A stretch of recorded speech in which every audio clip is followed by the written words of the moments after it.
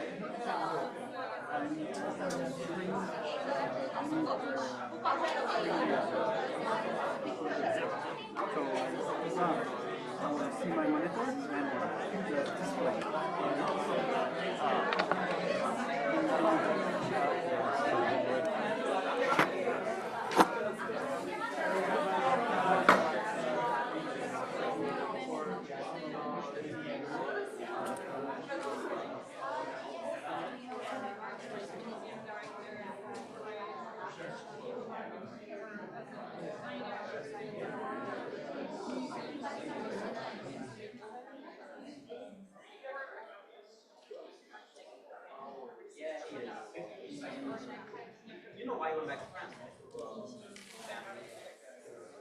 Yeah, he joined a different company, a different software company, old boy, and he couldn't be fully remote. And my scout was saying, well, he didn't know that he could join Akamai because we weren't fully remote at the time.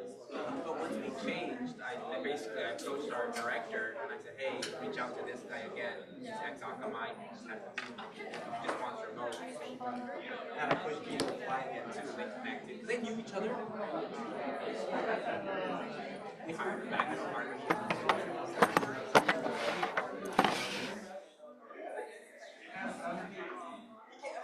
It was different before. It was like after COVID. So we just changed the remote. So I still go sometimes. I was today.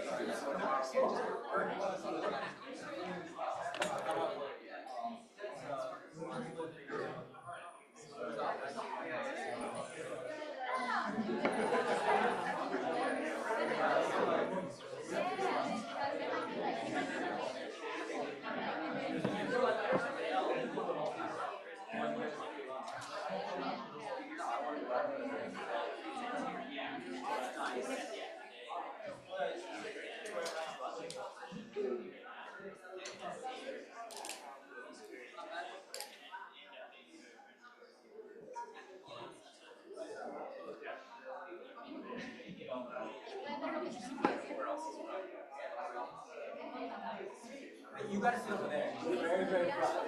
This row is reserved. Yeah.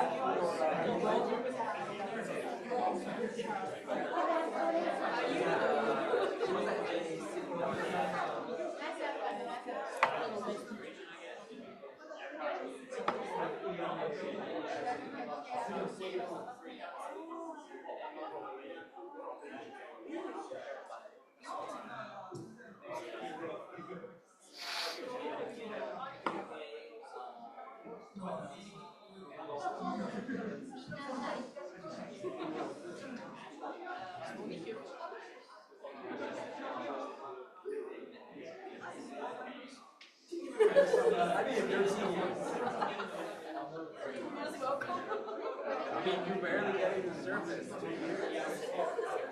I remember my first team was fun. Because then you get married.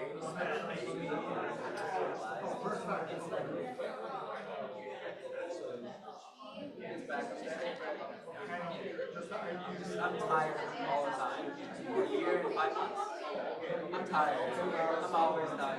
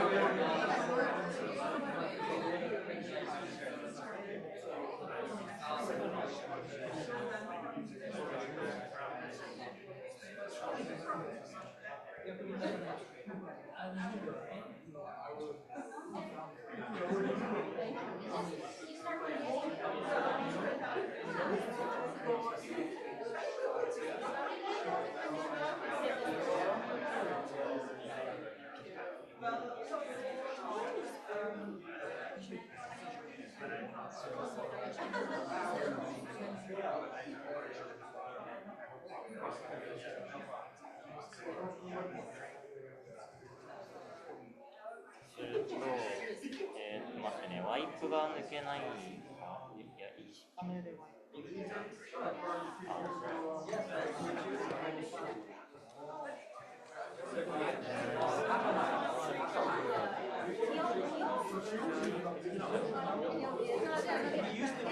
ああ、これ石パネでなってる。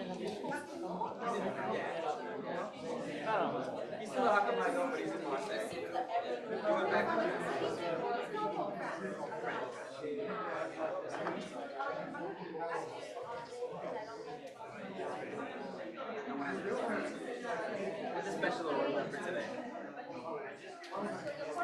So you guys work together or? You the man? He's hired as bad. It's okay.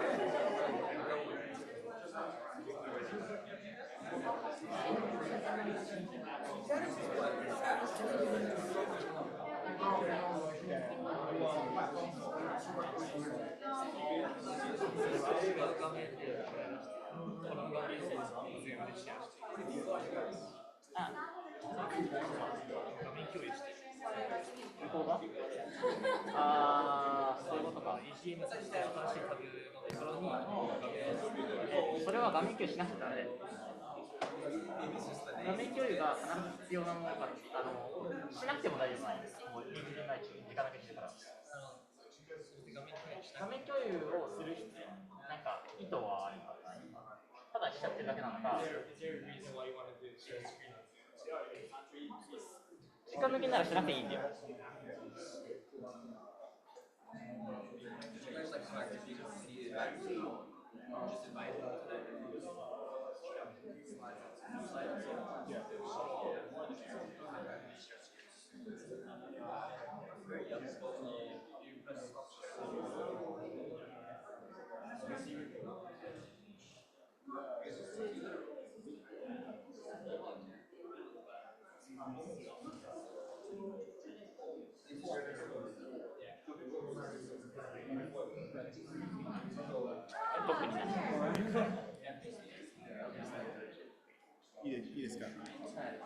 Okay.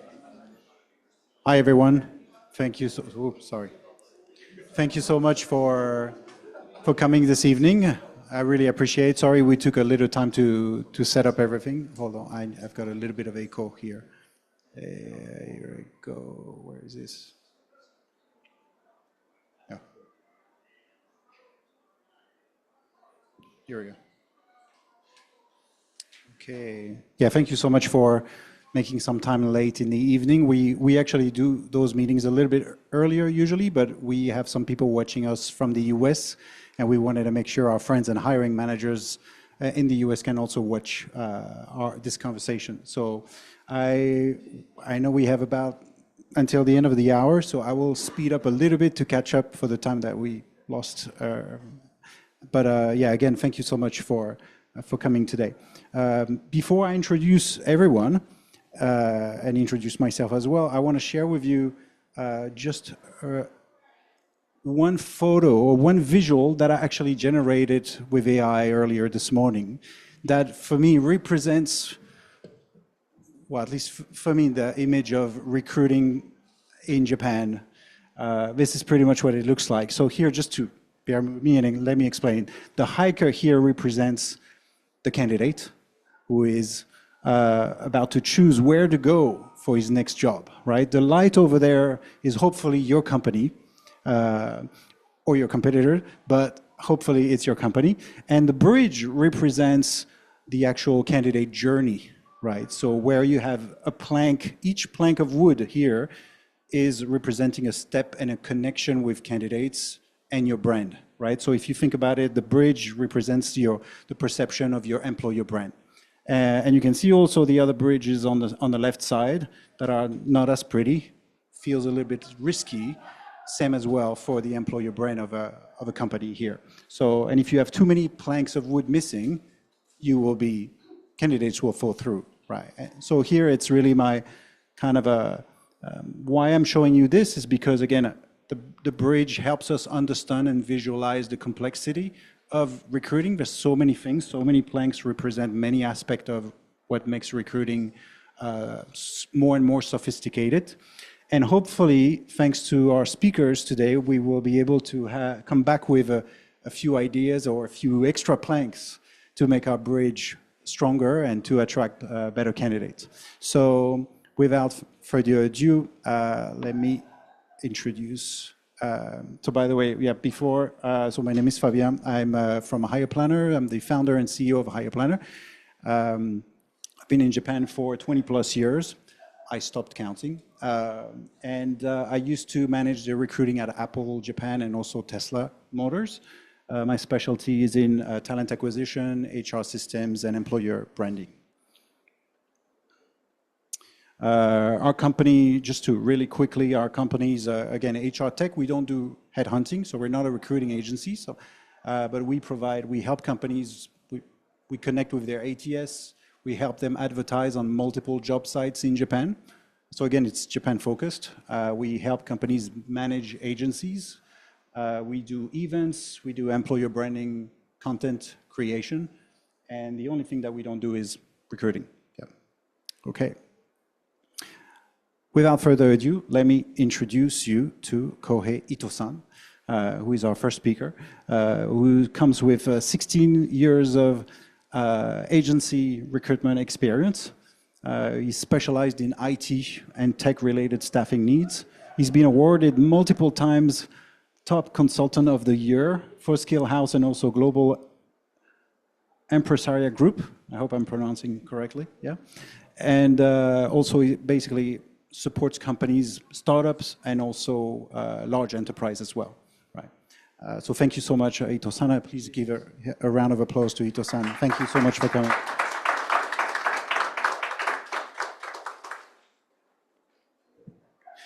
And we have also, I got to do several things. Here we go.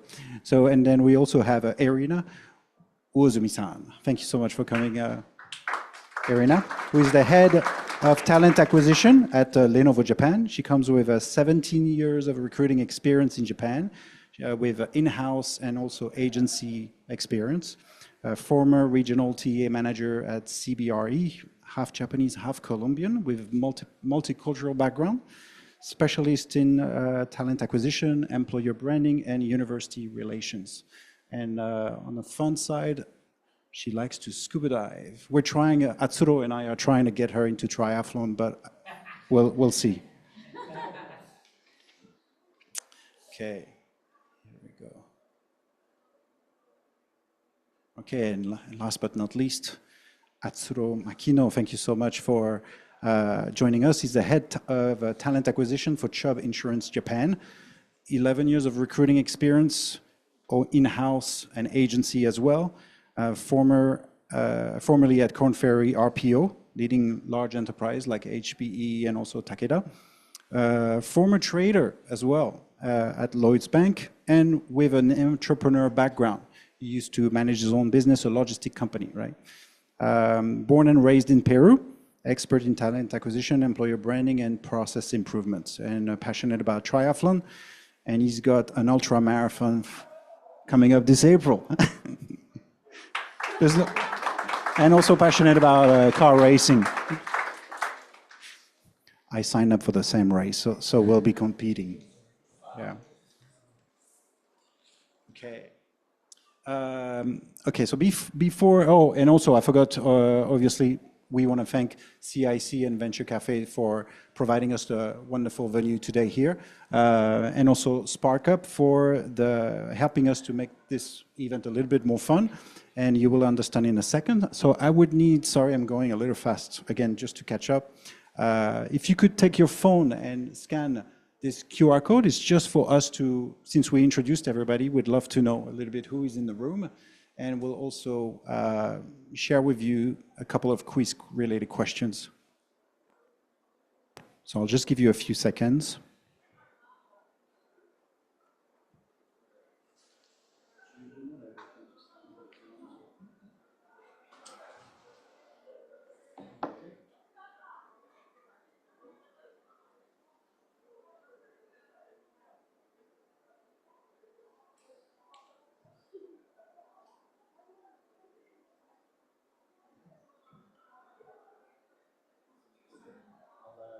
Everybody managed to scan it? All good?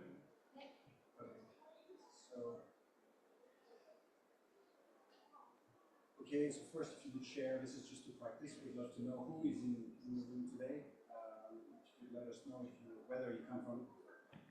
whether you come from HR or talent acquisition, if you're a recruiting agent, a hiring manager, or an entrepreneur, or other. Let me see, here we go. You should be able to see it on your phone now.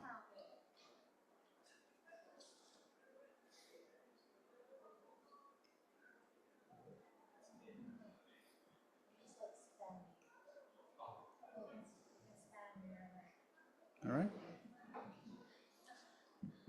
There we go. No hiring manager. Okay. All right. I'll stop the activity just for a second and show you the next question. So this is actually a little quiz, and hopefully you'll have some interesting information.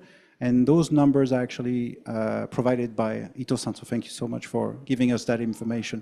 So can you see on your phone as well? So the question is, how many IT job openings are there per candidate in Japan? So this is specific to the IT industry. So again, I repeat, how many IT jobs are open and available per candidate in Japan?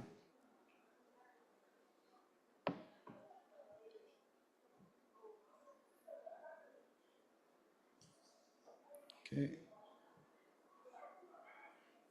All right, so I will show the Here we go. Close. And the correct answer is 12. So for every IT professional, there is 12 open jobs available at the moment, right? And I think Ito-san, the source was Judah? From Judah, okay. Okay. And one more question. Let's see. So yeah, 42% of IT candidates will accept a job offer within 30 days, 60 days, 90 days, or 120 days. This is again specific to the Japan market. I'll give everybody just a second.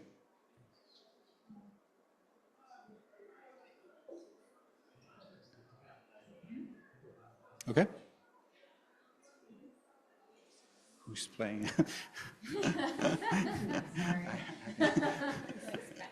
Okay, that's okay.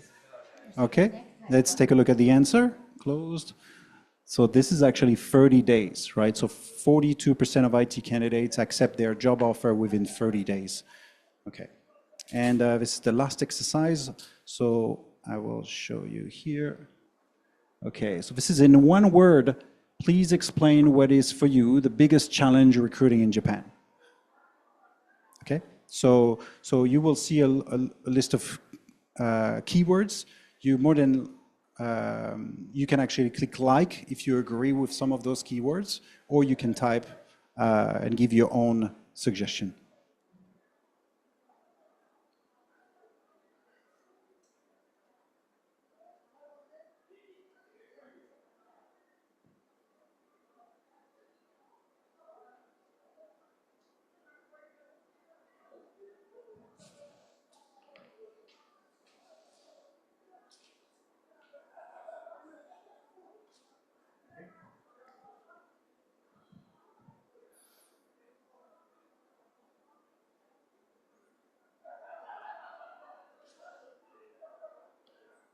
Okay, expectation, expensive,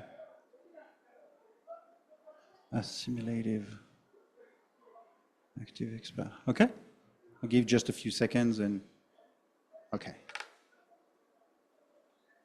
Here we go. Okay, so this is kind of a interesting and a nice segue for the first question. I think all of us here are here to learn a little bit about how to recruit and best practice, but I think before we do that, it's important to understand the challenges. So maybe, I think most of us know the challenges, the usual challenges related to, you know, the volume of bilinguals, the aging population, and those type of things. So maybe we can highlight more the type of challenges that are new or things that have changed maybe after COVID, because I feel like a lot of things have changed after COVID. Maybe Ito-san, would you like to start? Is there any kind of a what would you say has changed? What is new now after COVID in the recruiting sector, especially for IT talent? Thank you, Javier. So before I speak, please, you know, my voice is a bit hoarse today. What the timing, right? So I apologize if you find it difficult to hear my voice, but I try to, you know, speak as clearly as possible. Yeah. Okay, so the challenge or biggest change after like post-COVID, I think it comes to candidate expectation. So I think they are looking for more flexibility in terms of, you know, working style, work from home, flexible working hours, and yeah, so work-life balance is more like is a priority now compared to, you know, before COVID. I think last time we spoke, you also mentioned about like the competitive nature, right? Yeah. That it was not just Japan anymore. That's right. That's right. So because, you know, everyone is aware that, you know, anyone can work from anywhere. So competition is not only within Japan.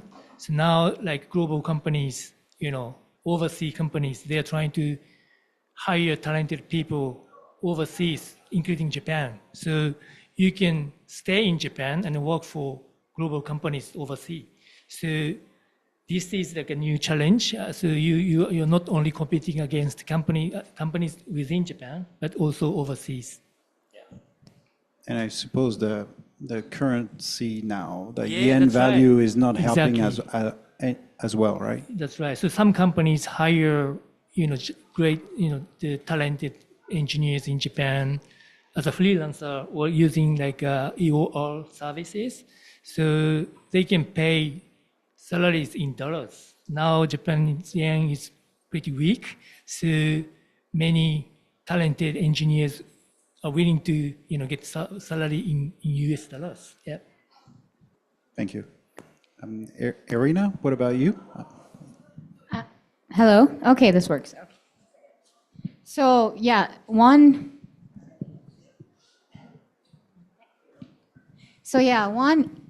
echoing Ito-san's comments on the need for flexibility is huge. To be frank, I think thankfully for us, we have a hybrid working policy, but there are a lot of companies that are like, go back 5 days in the office, which has been great for us because then we can headhunt from them. they come to us, right? So that need for continuity, there is a little bit of a gap between like what the business might want or perceive that is okay outside of Japan and then what is expected in Japan. We are a very candidate-driven market, so if people like the expectation, for example, if you're hiring outside of Japan is, you have a great role. You have a brand name company. Candidates will, of course, gravitate towards you. That is not the case at all in Japan. In Japan, it's candidate, please apply to my job. Please, here, we'll give you like some free food, whatever, come, right? So it's very different, right? And so the necessity for companies to be able to accommodate and to really be able to meet the expectations of what the candidates now see as priorities is very different. So he mentioned flexibility. It's not only about paying the highest salaries. A lot of women my age or, a lot of working mothers or women that are trying to be mothers in the future are thinking, what is your maternity leave like in your current company? That wasn't like in the past, like a lot of Japanese companies, a lot of companies that even there are foreign companies had the same exact maternity leave benefits. It's like, yes, your hoken will cover X amount, but now, some companies offer 15 weeks fully paid maternity leave. That's a game changer, right? There's some companies that are offering 1 year fertility leave. Like basically go and try to get pregnant whatever way you can, but and that is part of the benefit. So you are competing against this new reality. So that is definitely a challenge where you have to make the business kind of like understand that in order to get these great candidates, then you have to be more competitive in the benefits that you offer. And of course, the speed of hiring. More agile companies are able to offer a top candidate in a week or in 2 weeks. A lot of large organizations, I think many of you might be working for, companies that are international. Then that means that maybe your report line or your approval process might be outside of Japan, right? You have to wait in order to issue an offer letter until somebody in the US or in the UK, God knows where, has to click, okay, approve. So that drives length in the process. So it's not only are we giving the best competitive offer is, are we doing it fast enough as well? So I would say these are some of the things that have drastically changed post-COVID, yeah. It sounds like it's like candidate behavior that has changed. They just want everything faster. And it must be challenging for larger organizations, right? Actually, maybe Ito-san, you work with startups and also enterprise. Do you see some companies are more affected than others with those challenges? Definitely, yeah. Like larger companies usually, get more affected by that. So, those companies, larger companies especially, they are less flexible in terms of hiring process. They have their own, certain set of processes they have to, go through. So they cannot be, so they have a more strict process to follow. Whereas startup companies, they are flexible. They may have 2 interviews in 1 day, or maybe even, not only for the interview process, but also they are flexible in terms of the role and responsibility itself. They can adjust the role and responsibilities according to candidate's profile, candidate's experience and skills. So speed, flexibility there, is a huge advantage for the startups and small companies. Yeah. Are we able to ask questions about this? Sure. If that's, is it really, yeah, please. Because you mentioned just now that candidates venture companies are flexible to change the scope of the role. Is that an actual thing, or is it like, how does that work when the JD doesn't match when the candidate's hired? Is it a problem afterwards, or how are we seeing this now? Look, so of course, the JD should be as clear as possible in the beginning. But when you find, the talented engineers, and maybe this person has skills A, B, and C, but the company requirement is only A, but they need D and E. But so this candidate can be, asset for the venture companies or smaller companies. Larger companies, they are well organized already, so they have they have engineers for certain job already. But smaller companies are more flexible in terms of, because they are creating new job for new people, so they are more flexible in terms of when they meet new people, talented people, they can kind of create new role and responsibility for that person. So that can happen often for smaller and startup companies. Yeah. I think, just to add to that point, I think it's about getting the right people in the bus. Exactly. Right. So we really, all know the shortage already. So you're looking for perfect engineer. You never find it. So you have to be flexible. So there's limited amount of people available, limited numbers of engineers available in the market. Yeah. Exactly. Yeah. Atsuro, what about you? Have you noticed any major change or additional challenges in the last few years after COVID? Well, they already covered a lot of the things I agree with, but I will say that the market has changed a lot from 20 years ago, for example, when I got first into recruitment. We were on the phone, calling candidates, cold calls, being aggressive, pushing candidates in. But now recruitment has evolved into a really, really very a profession where you need to not only understand candidates, and especially in this market, you need to really understand candidates and your clients, but also be tech savvy. You need to understand the technologies. You need to build a lot of credibility for your client or your candidate. So you cannot just push. You need to make sense, right? So you have to be also business oriented. Study all the time. So it became really, really a real profession. 20 years ago, I wouldn't even think of new grads joining recruitment companies, So I think it's not after COVID, but it has, the speed of change has increased since COVID because of it's becoming more and more competitive, difficult. So the only difference you can make is by being more sophisticated. So you're saying that recruiters just need a lot more skills comparing to before, right? And not just the sales side, but exactly pretty much more skills tech, than before. Marketing, negotiation, employer branding, everything. yeah. Okay.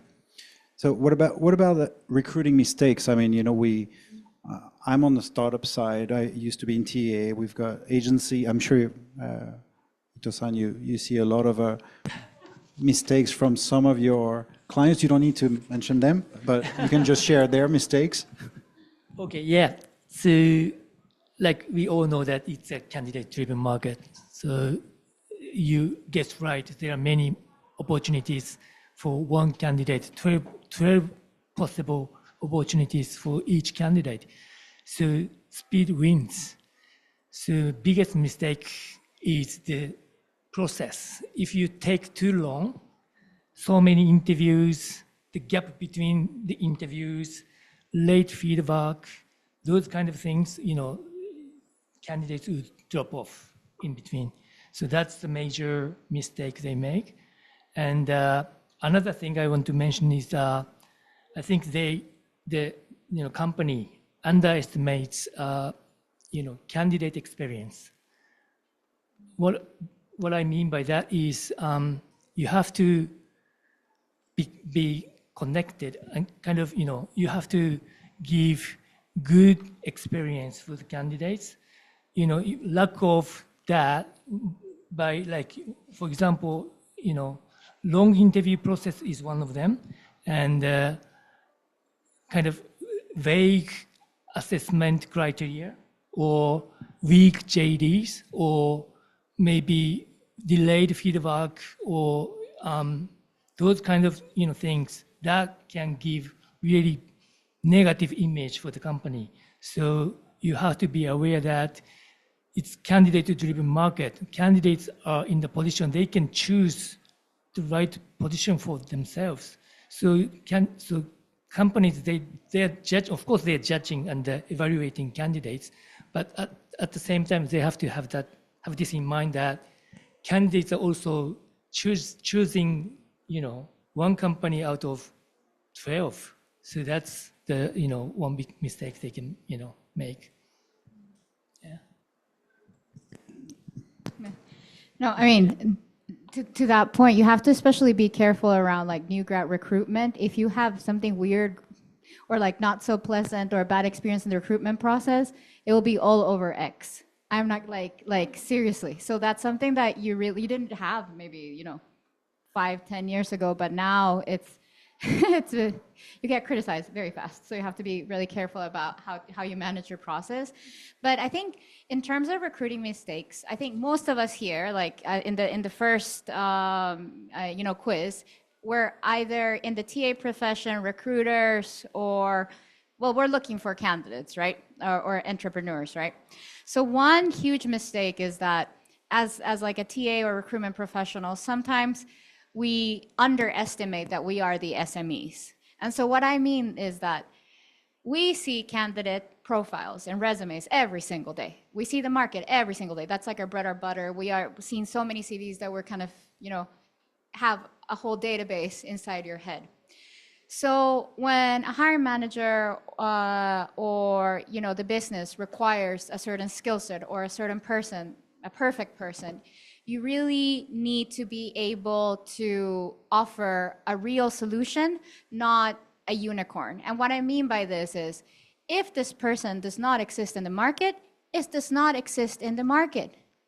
You cannot, unless you're birthing somebody that is like that, and then the hiring manager is waiting 21 years or 22 years to wait for that person, then you have to look for an alternative, right? So it is very important that you as a recruiter or as a talent acquisition manager, and I know sometimes, especially if you're working in a large organization that is, let's say, more Japanese, seen to push back, especially the person as of a higher rank, can be seen a little bit contentious, right, in a Japanese society. But at the end of the day, we're in the same boat. You and the hiring manager want to accomplish the same thing. You want to find the best person for the organization. You want to fill that role with a fantastic person that's going to be amazing, a shining star for the organization. That doesn't mean that whoever the company thinks they want at the moment is the only combination of person that can work in that role. So you need to really bring the reality. Of course, with market data, these are the candidates in the market. Of course, this person does not exist, but A, B, and C, and D exist in the market. Can we hire one of these people, train them up to be ready in 6 months, or do you want this role to be open for the next 2 years? You decide, which way I want to go. So this is one thing that we really need to educate, right? If you are a recruiter, if you know your market, if you have that data with you, data doesn't lie, right? The numbers don't lie, the stats don't lie.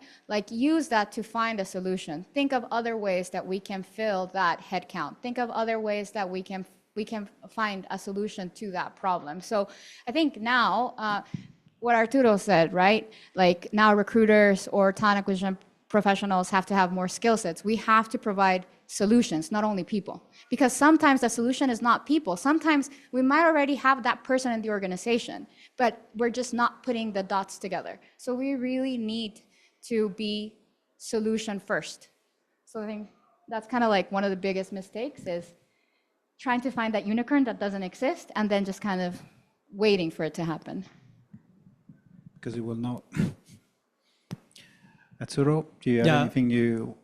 Yeah, I would like to add, a little bit that a big mistake is, especially for a lot of people, to think that, or to not accept that Japan is a candidates market, right? So we have some hiring managers who are like thinking still a little bit old time, like they put a candidate you put a candidate in front of them, and then why are you applying for us? What do you want to do? What's your contribution to our company, right? Candidates are not going to an interview for that question anymore, right? So it is our task as for example, if you are an internal recruiter, to educate the hiring manager, tell them, look, now it's a candidate market. You have to pitch the candidate to join you. It's like, well, our company can offer you this. So we have to educate. We actually, when we talk to the hiring manager on the intake meetings, that's one of the most important things we tell them. Like, please treat them. We are lucky if we have 3 candidates, so treat them very, very well, so you will get to hire. So it's connected to what you said. Like, it's not easy to get candidates. You stop looking for unicorns, and then if you get some decent candidates, treat them well. I mean, I don't even, like, I may ask sometimes candidates, like, why are you interested in Lenovo? But like, for me, it's, I start with thank you so much for coming today. Thank you so much for your time. Yes, let me tell you why you should apply to us or like be more interested in us, right? So of course, if you should check that the candidate is interested in your company, but I mean, for us, we are in talent acquisition, so it's kind of like our job to get them interested, right?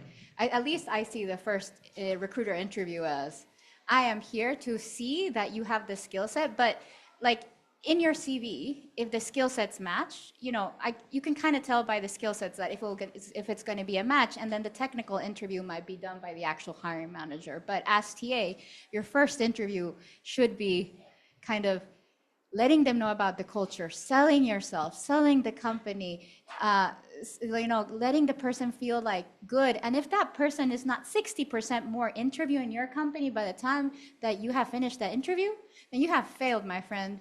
Like that is like the first interview is your entryway into getting that person interested. Yeah. Totally agree. I'm so happy to hear, what those TA people are talking about as an agent. It's we are on the same page, so that's great. I think hiring managers sometimes lack of this. I think that they have the lack of they're missing the sense of representing the company. So candidates see or perceive the company through you, interviewers. So you have to sell your position, your company. You're representing the company. So of course, like I said, you're of course judging candidates, evaluating candidates, but at the same time, candidates are looking at you. Yep. I think we all agree, right, on the importance of not just recruiters, but anyone who's involved in the hiring process needs to put on a sales hat. And if I may add one thing from personal experience with some of my own customers, where it starts with the content, like how much they invest time in creating the content to attract people. Because nowadays, it's not just about writing a job description and a couple of bullet points. There's a SEO component and there's an emotional component in your content, and it's very strategic actually. And you need to spend a little time to do this and to sell it, and you have to. Like every company, not just HR, but hiring managers have to really think, if I'm this candidate, what will I be inspired by? And you need to include this kind of information in the job description. The other thing as well, that just, this is because we're talking about a little bit about tech. I found out not so long ago that if you automatically, I mean, if you respond to every candidate application, even just to turn them down, if you do this on several platforms, so for example, our system integrates with multiple other job sites for Japan. If, let's say, Indeed, if you turn down and send a message just to turn down your candidates, they will give you points and they will improve your visibility on their platform. That means they consider you as a serious employer who cares about the candidate experience. They will reward you with higher ranking. So those are things like this connected to the candidate experience. And yeah, again, when you write your content, whether it's a JD or anything on your website, think it's not about what you want, it's about what the candidates will be interested in. Yeah. Just a quick question, because again, like we kind of went towards the tech, but with now the era of AI, I know it's changing the way people look for jobs, but has it changed as well the way you recruit? Maybe Irina, you want to take this one? Yes, 100%. AI is my best friend. I maybe share way too much of my life with AI. I use I use AI at work. I use AI personally. At work, which is what you guys actually care about, we use it for new grad hiring and mid-career recruitment, right? And for new grad hiring, we pioneered this first in the States. We use we have a platform called Harbor. And what we're trying to do is remove the bias from the hiring process. Basically, it asks campus, like students that are interested in joining Lenovo, for example, a couple of set of questions, and they have to speak to the AI. It's like a video recording. We don't get to see the recording. So it removes the bias from like gender, from race, from the way they speak or the words that they use. It only looks at the content. And so we get summaries based on that, and then we decide who to pass on to the next round. So that removes a lot of the bias from the hiring process, and it makes it more fair, right? So that's one of the things. We're not yet at the level that we have that many candidates at a new graduate level to the same volume that we have in the States. That AI is, it makes sense to implement at that large scale in Japan. But of course, with our ATS, we also have resume to JD matching. You have to be a little bit careful with that because it doesn't always mean that the person that scores 98% matching will be actually the best fit of the profile. You have some hidden gems at the 63%, and then you get to meet them and you're like, oh, you're actually perfect. So you do need to, AI is a good tool to lean on, but it shouldn't be it shouldn't be sort of like dictate how you make your hiring decisions. And for myself, my team in APAC and in Japan, we spend some time building an AI prompt library for TA. And what this is that, so for the most used, let's say, JD creation, finding about certain roles, competitors, finding about, in different countries, you have like some legal guardrails. Like, for example, you can't use this type of language, or you have to include this type of language. So we have been able to do like a prompt library when anyone in TA can access and then put in, okay, I need a JD for this country, because we have recruiters that are based in, let's say, Malaysia, but they recruit for Japan, China, etc. So for this country, I need to do a JD that is like legally okay to be able to do in this country. And also, we might have new recruiters that are recruiting for a completely new area, or it's not even a new recruiter. We're hiring for a completely new area as AI and technology is evolving so fast, right? And so how are we going to be experts in that if this profession hasn't been there even for like a year? However, we need to come up as professionals to our candidates, to our hiring managers. So it actually gives you like a couple of different, let's say, screening questions that you should be asking on the technical side, of course, not delving into, and that gives you a parameter of what is considered a good answer or an okay answer. So then you can ask follow-up questions to that. So all that is automated. It takes a little bit of time, but it's really, really helpful. So one thing that I would recommend is that if you have a team or yourself, create a little prompt library for AI for talent acquisition or for recruitment, and it will help you, automate your day-to-day, like make your task that used to take 2 hours, 3 minutes. So we do it a lot. So those, I would say that those 3 use cases are the ones that we use the most. Yeah. Suro?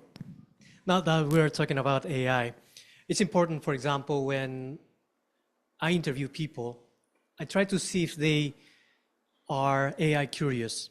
Like, I ask them questions, for example, what if you get an email in English? I mean, if the candidate says, I don't speak English, I ask them, so what if you have an email and they're like, oh, I don't know what to do. So don't you use like ChatGPT or something? Yeah, I don't know. Then if it's not a person who can use AI, probably nowadays it's not a candidate you should hire, probably because AI has proven that it improves your efficiency, like completely proven. You can do your job a lot faster with AI. So if you're not gonna use it, you're hiring someone who's gonna do manual work over and over, taking a lot of time, not using time as a resource.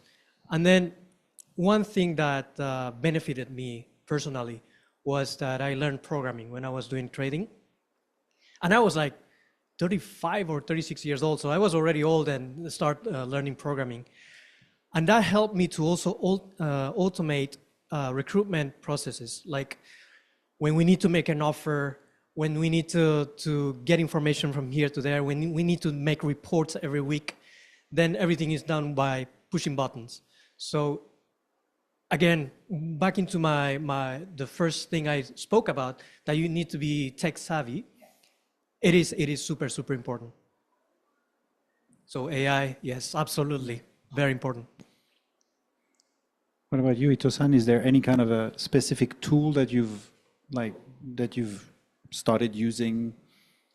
Us, yes, we're using AI tools to make our lives easy, of course. And we mainly use AI tools for 2 reasons: client research and candidate research.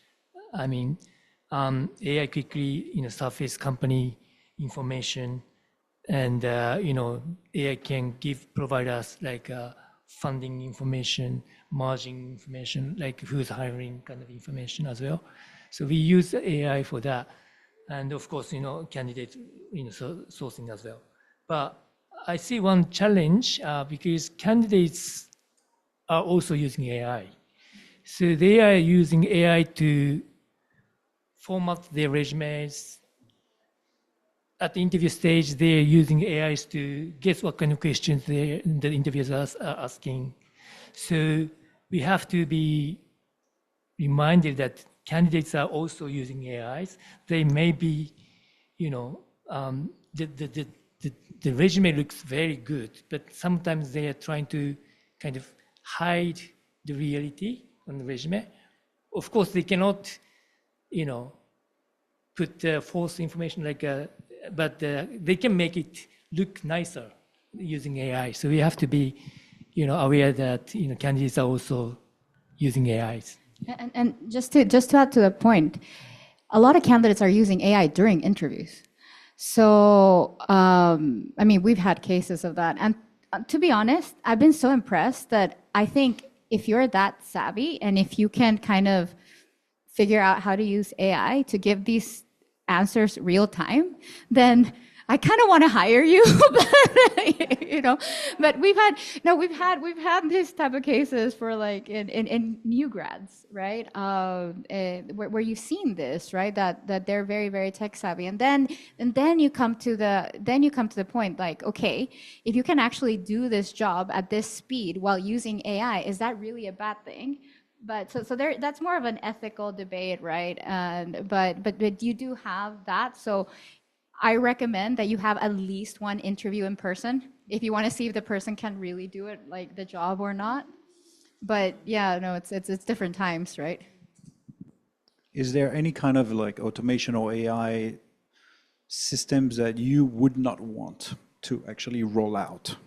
Something that you've seen that exists, and you're like, yeah, I don't want to go there.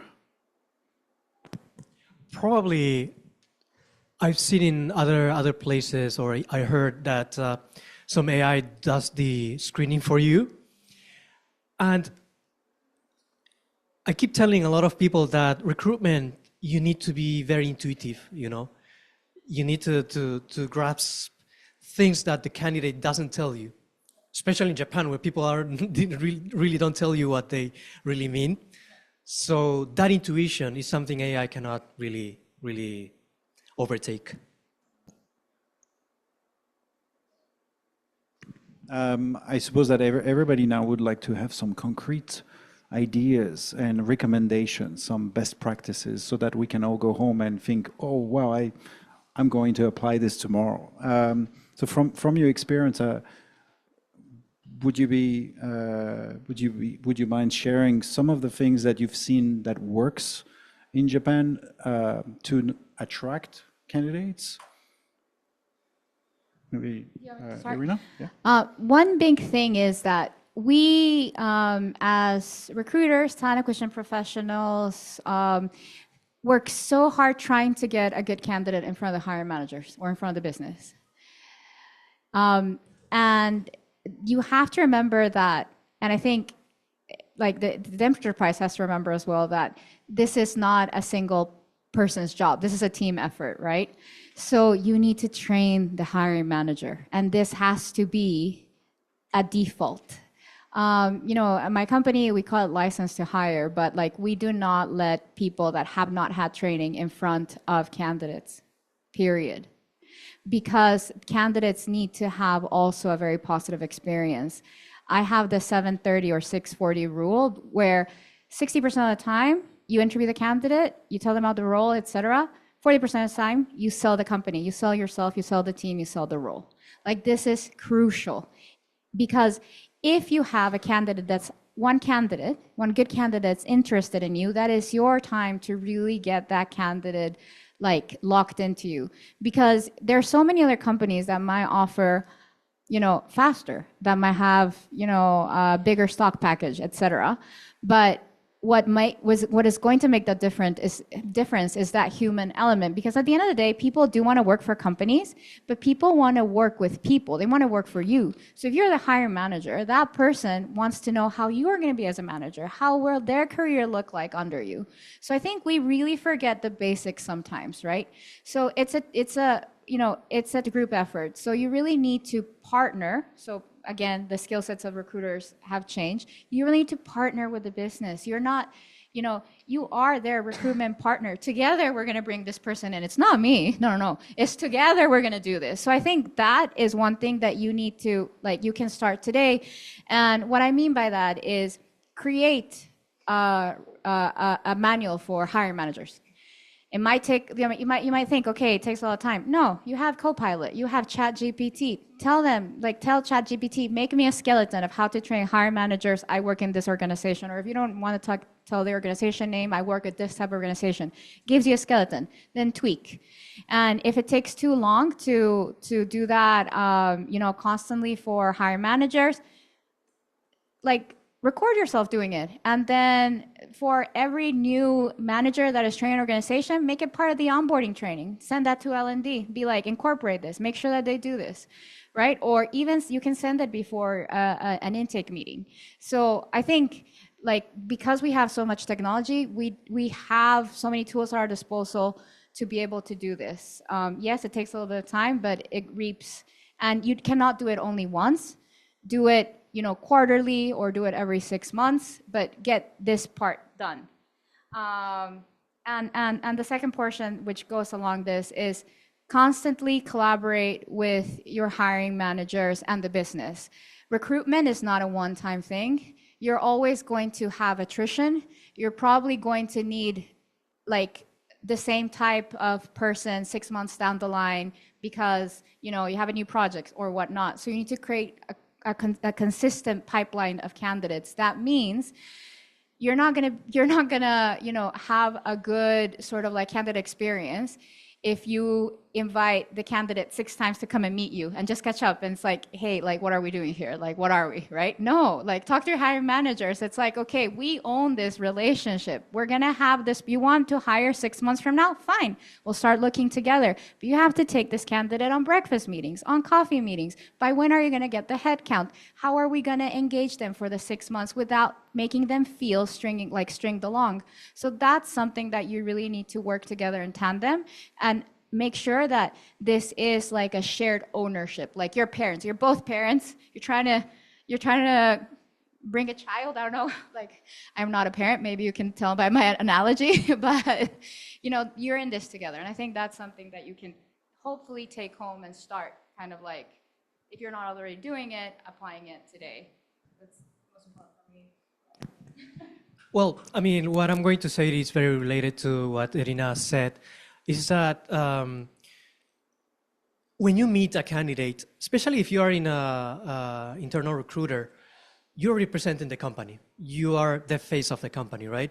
So if you are too strict, too parametered or something like, じゃあ自己紹介お願いします, and you become too strict, then you're giving the candidate the impression that the company is very squared, very strict, not flexible, right? So what I usually do is like be like this, like joke a little bit, make them feel more comfortable, talk about other stuff. Lately I had this candidate who we were talking and then there was an earthquake, so it was like shaking. I was, oh wow.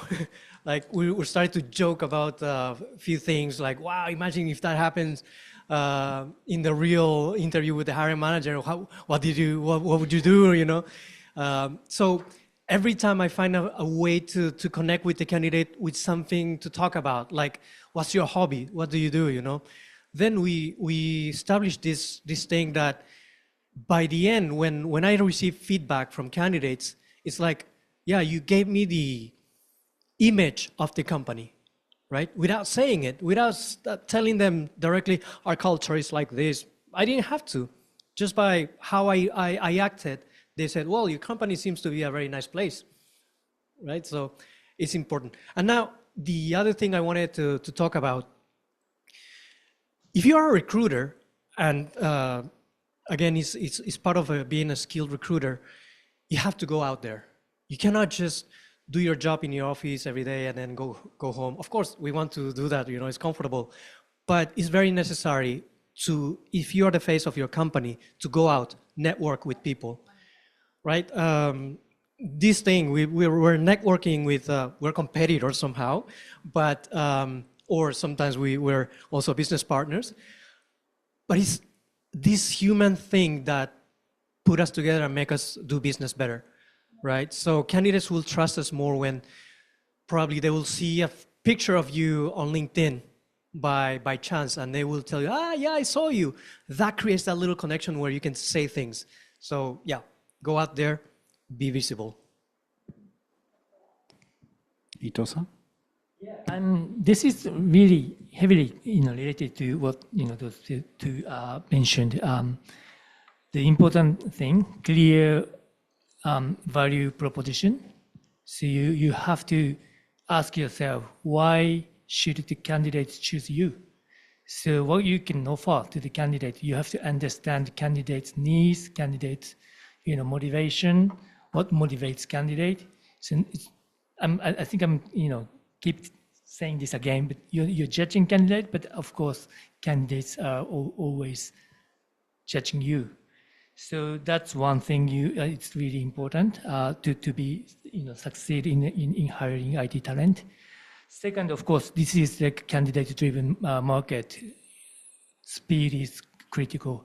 Speed. Of course, you don't lose human touch and the sense of engagement during the process, but speed is really critical in this market.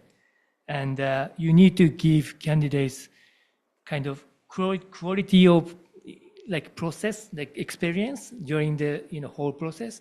Like you met this interviewer that you can respect. So again, like Irina said, the interviewer has to be trained to, ask the right questions. So those are the important things to be succeed in this, heavily, candidate-driven market.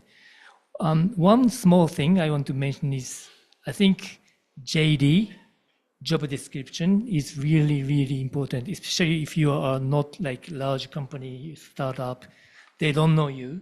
So the job description can be the first touch point for the candidate.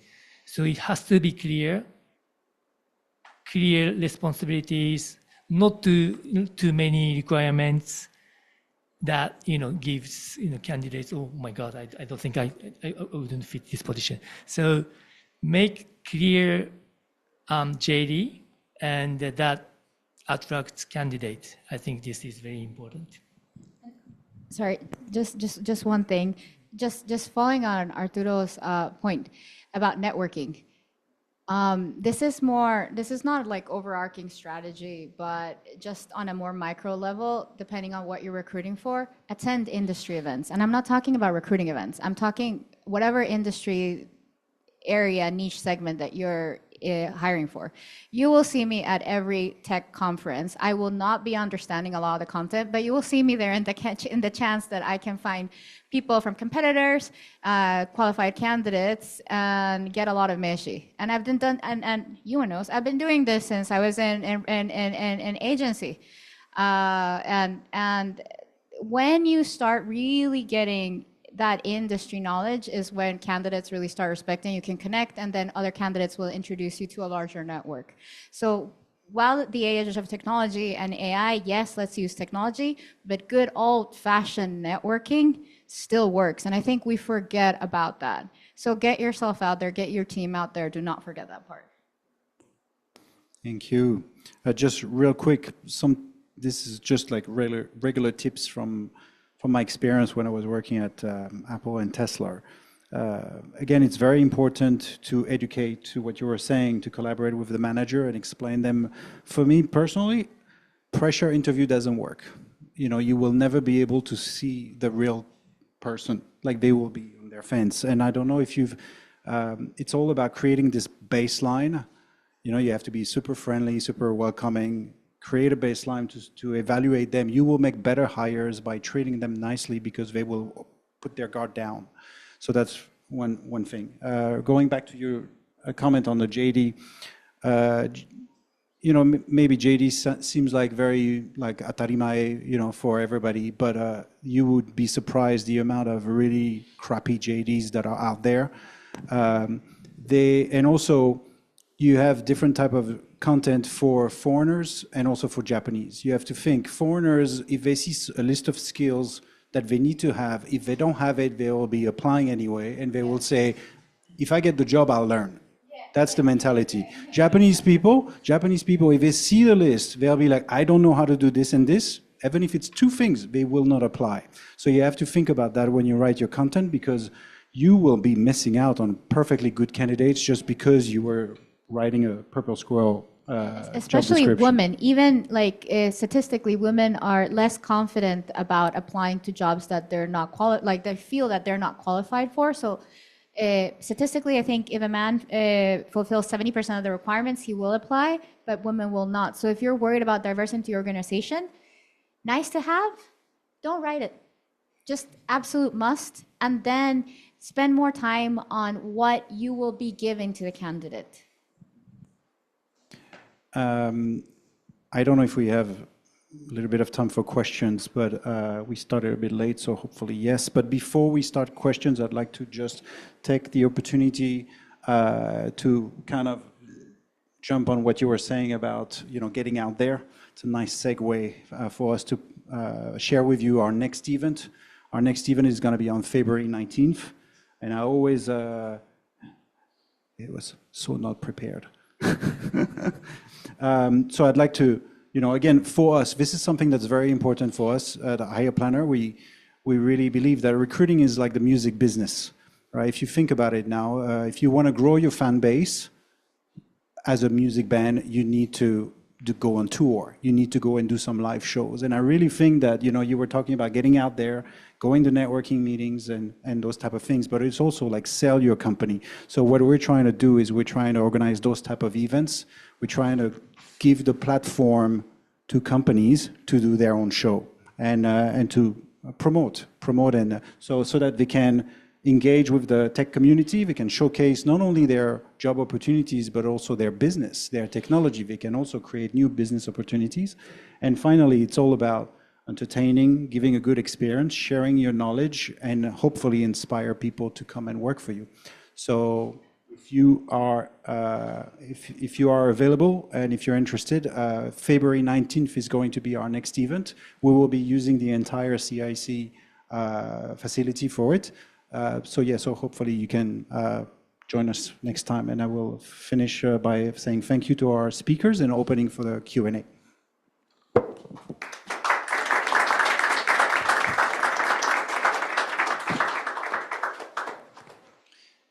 Would you have any questions? I know we have to wrap up, but maybe, yeah, Lawrence?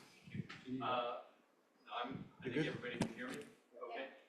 Lawrence Kiefer from Fidel Consulting. I'm a recruiting firm. I just wanted to ask about the educating the hiring manager. I think with IT, often your hiring manager might be overseas, particularly in the US or India, where candidates fall off trees. And how do you educate them as opposed to the manager who's been in Japan for 10 years, or is Japanese and knows the market? Very good question. And I think this is the bane of like a lot of us recruiters that have foreign hiring manager and stakeholders. So if you just tell them, oh, it's really difficult in Japan, that's just not enough. You have to bring data. So one very interesting statistic is, first of all, Japan is the #1 most difficult market to work for, and that's by Forbes, right? We have the highest shortage in terms of labor population, and then two, by 2040 there will be 11 million more jobs than people for Japan. So it's bleak. You have right now a lot of different tools like Talent Neuron or LinkedIn Insights where you can see the total number of people in a population for a certain role. So before I even go to a meeting with a hiring manager, I take all the data because I know how it's going to go, right? Why? Well, it's been 2 weeks. Why is there no candidates? Right? So you have to show the data. I will book a session to do a live search with them. It's like, I would like to do a live search with you, hiring manager. I want to get the perfect person that you want, so let us do this together. And then when they start seeing the results, it's like, oh, there are not a lot of people, and they're not really matching. Yeah, but this is the market. So from here, you saw these 6 candidates. Which one is the one that you think that you can do something with this person, right? And then let's start there. And so it's managing the expectations with data from day one. So I think that's the most important thing. And then if you're a recruiter, right, you have encountered a lot of people in the market, and you know some people that are good, but they might not have the perfect resume for this role. Bring them bring them the blind CV, and this person can do this part, but you have to make the role more fillable and lower the expectations. And I think the only way to do that is with data. Trust me, bro, doesn't work anymore. So just come very well prepared to that. And that's what I advise to my team. Actually, we already have a deck. Deep dive recruiting in Japan. So we're like, hiring manager, this is your first time in Japan, let me guide you through this. By the way, you cannot ask these type of questions. That is illegal. It's actually very difficult to fire in Japan, so you have to be more prudent when making your choices.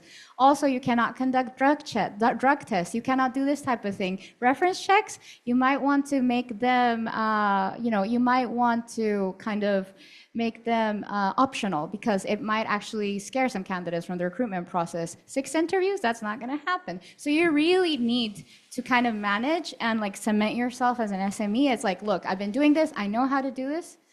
This is the data. This is what I can do for you. Let's partner and let's make this happen together. Thank you. How do you train your junior recruiters to have this kind of influence and, with the senior managers? I take them with me on meetings, and I go with them on meetings, and I give them my decks.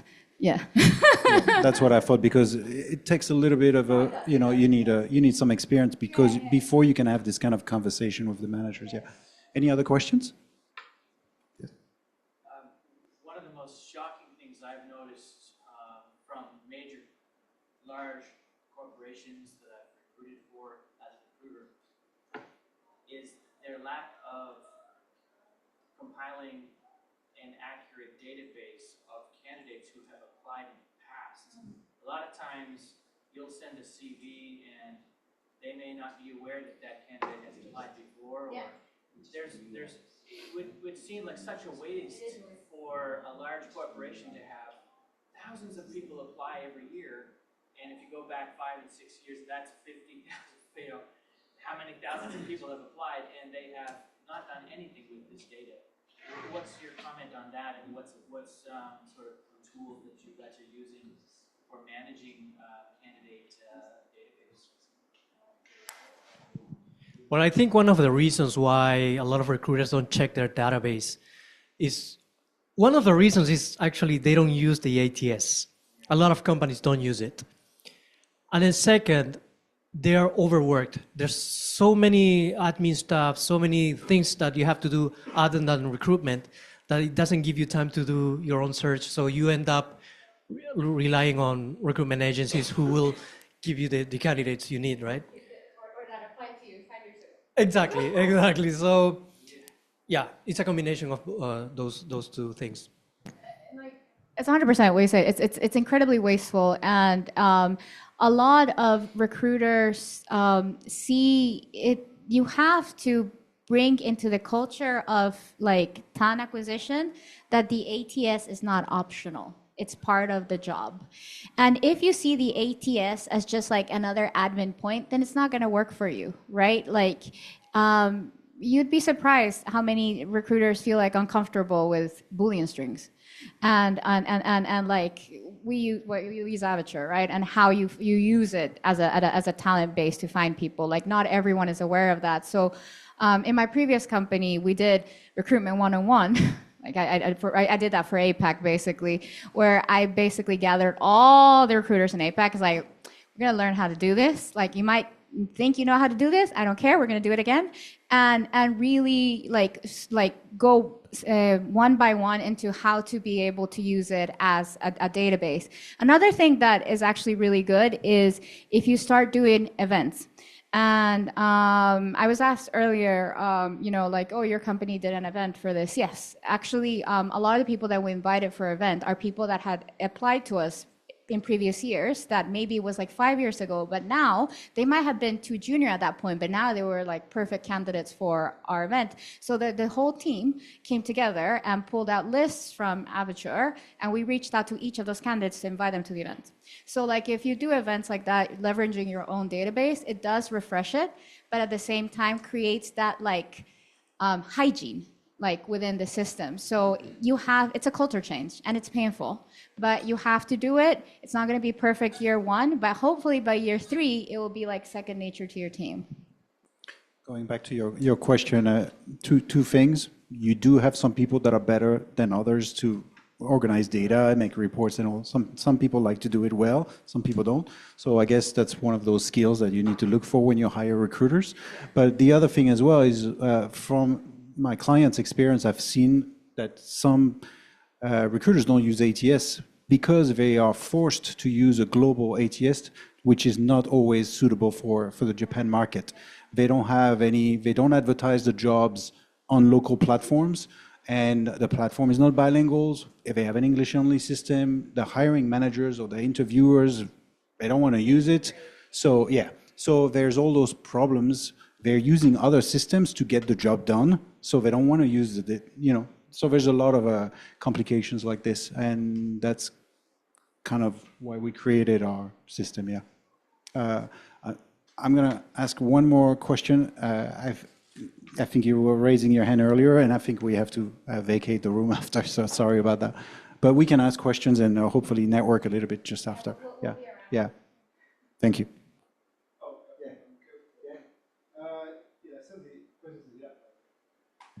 I'll read it.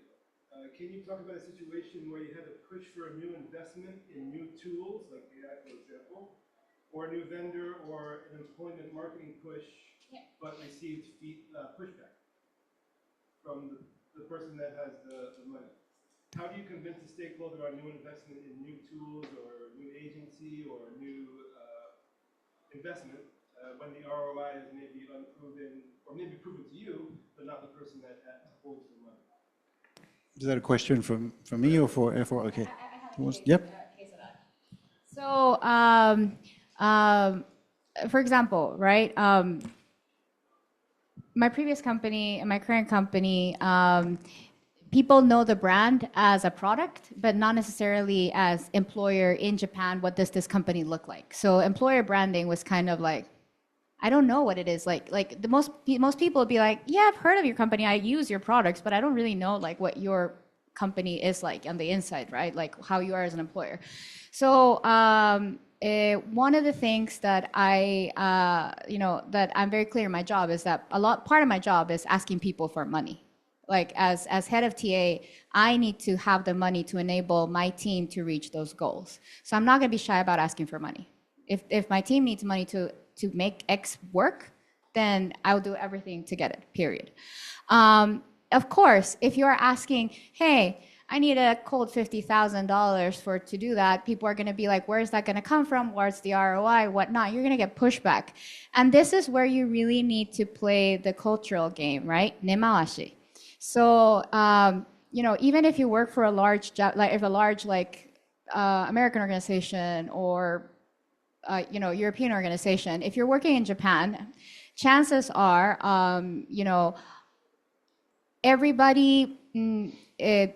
everyone's very concerned about where the money's going to come from, and if the first time that they hear about it is in a large group meeting or like a board meeting, it's going to be very hard to close. So I don't know if you guys have heard of it. I mean, Japanese people know nemawashi, but it means basically having consensus outside of that main meeting prior. So for me, in order to get my time marketing money, what I did was that I had one-on-one meetings with multiple of my stakeholders, with all the Japan leadership and the head of marketing in advance, and painted, I want to do this for your team, for your business unit. This is what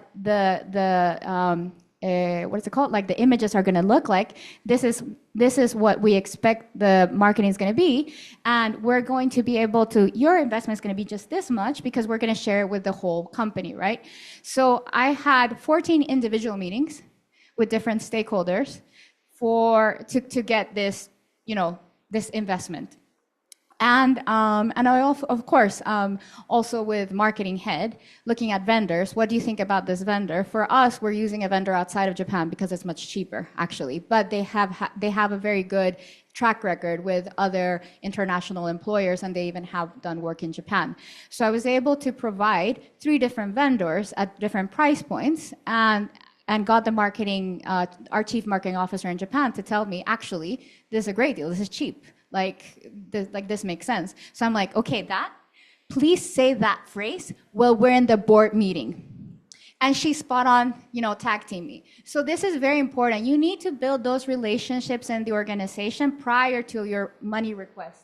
Because sometimes facts and figures will do it, but you really need to get every person on board. It needs to feel like it's their idea. Like, yes, in my previous organization, we did this as well. Oh, nantoka-san, that is amazing. That is such a great idea. Let's incorporate that as well. Like, you really need to play that game to make it happen. And for me, as long as I get that money, that investment, I don't care who takes credit, because at the end of the day, we're going to reach that goal, right? So get people on your side that you need to get on your side for that investment is my advice. And that's how I've been able to get money always. Thank you so much. Please, I'd like everyone to give a round of applause to our guest today. Thank you so much. And Thank you very much, and we look forward to see you next event. Thank you. Have a great evening.